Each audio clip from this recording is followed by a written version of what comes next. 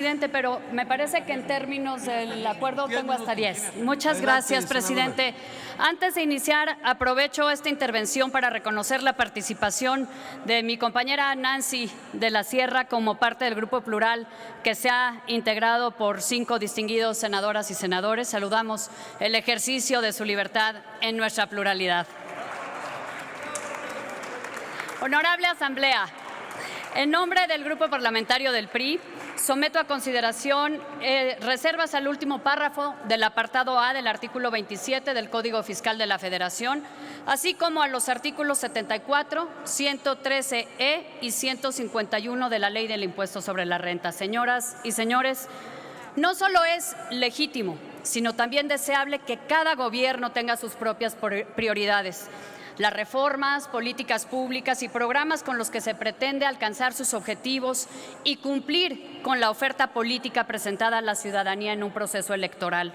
En cierto sentido, la política fiscal es uno de los pilares para asegurar esa consecución. Sin embargo, cuando esas prioridades no están cohesionadas en un plan que les dé sentido, acaban por traducirse en decisiones irresponsables que producen consecuencias desfavorables. Durante los últimos 3 años, el oficialismo ha hecho uso de sus mayorías para avalar las irresponsabilidades del actual gobierno. Este paquete fiscal es una muestra más de esa convicción.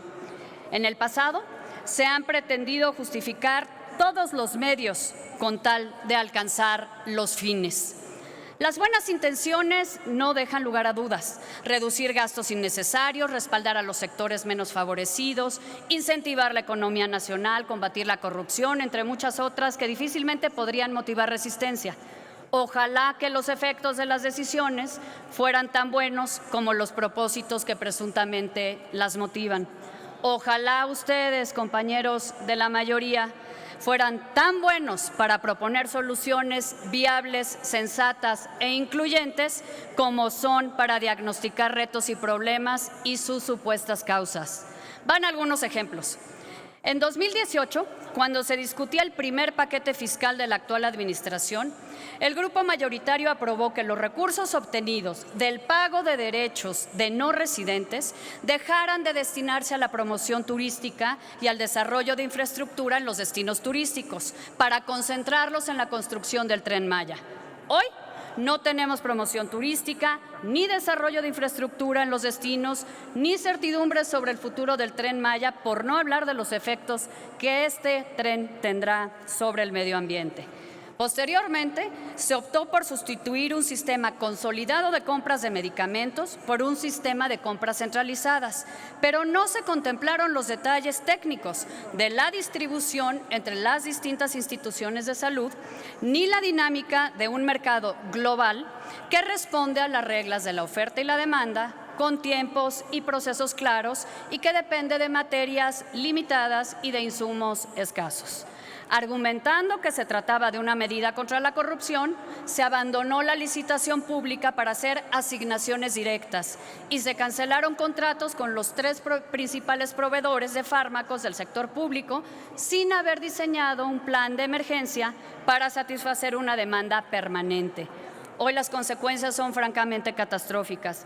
El sector salud padece un desabasto de medicamentos sin precedente y la reforma legal que ustedes hicieron para comprar medicinas y equipo médico sin aplicar la ley de adquisiciones, si bien no alcanzó la mayoría calificada en la Corte, sí fue declarada inconstitucional.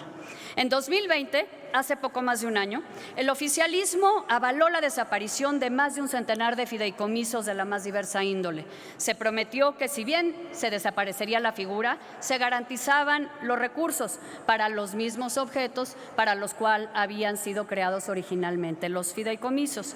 Hoy los programas de atención a víctimas se han quedado sin fondos. Las autoridades locales se han quedado sin el respaldo de la Federación ante los desastres naturales y en este momento hay centros de investigación cuya supervivencia pende de un hilo, solamente por citar 3 ejemplos.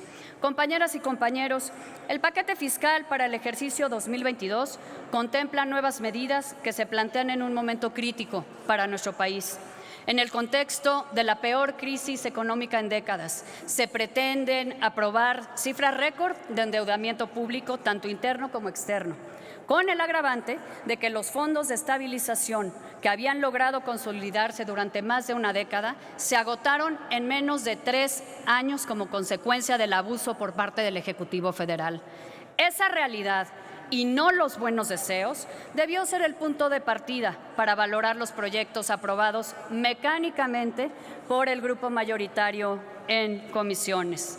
Resultan, por demás preocupantes, diversas disposiciones de carácter restrictivo, avaladas en la votación del dictamen, otras cuyo fondo parece ser el control político, y así como aquellas cuyos efectos podrían vulnerar a sectores de por sí golpeados por la crisis como el sector agrícola.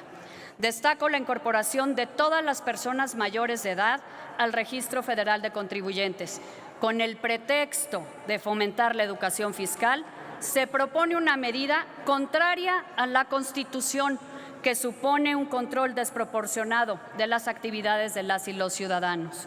Porque cabe recordar, compañeras y compañeros, que los registros generalizados de personas ciudadanas, conforme a la ley fundamental, solo son 2, el de la municipalidad y el registro electoral. Cualquier otro registro debe tener causa en la ley.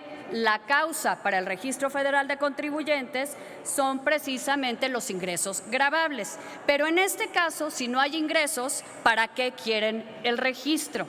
Pareciera más bien un intento por inflar artificialmente el padrón de contribuyentes, que además vulnera los derechos de jóvenes sin obligaciones fiscales. Hablo también de las limitaciones que se pretende imponer a las deducciones que las personas físicas pueden obtener por medio de donativos a organizaciones de la sociedad civil. Esta medida pondría en riesgo el funcionamiento de organizaciones que desempeñan funciones esenciales como la protección de grupos vulnerables que en buena medida dependen de estas para satisfacer sus necesidades más básicas. Y de manera particular, quiero resaltar las medidas impositivas que se ciñen sobre el sector agrícola. Bajo el esquema propuesto, se pretende la incorporación al régimen simplificado de confianza para quienes perciban ingresos de hasta 3.5 millones de pesos y exenciones hasta los 900,000. Este nuevo tope de exención es menor al que se encuentra vigente. Esto representa un riesgo para pequeños productores, comuneros, agricultores y ejidatarios dedicados al sector primario. Además, supone obligaciones adicionales, como el pago mensual de impuestos, para un sector que usualmente percibe ingresos una vez al año. El problema no es el pago o el monto, sino la insensibilidad de quienes lo proponen. Un pequeño ganadero o un ejidatario tendrá que expedir por Internet un comprobante fiscal digital. Sabemos las restricciones de conectividad y la dificultad para aprender y usar las herramientas tecnológicas que se necesitan.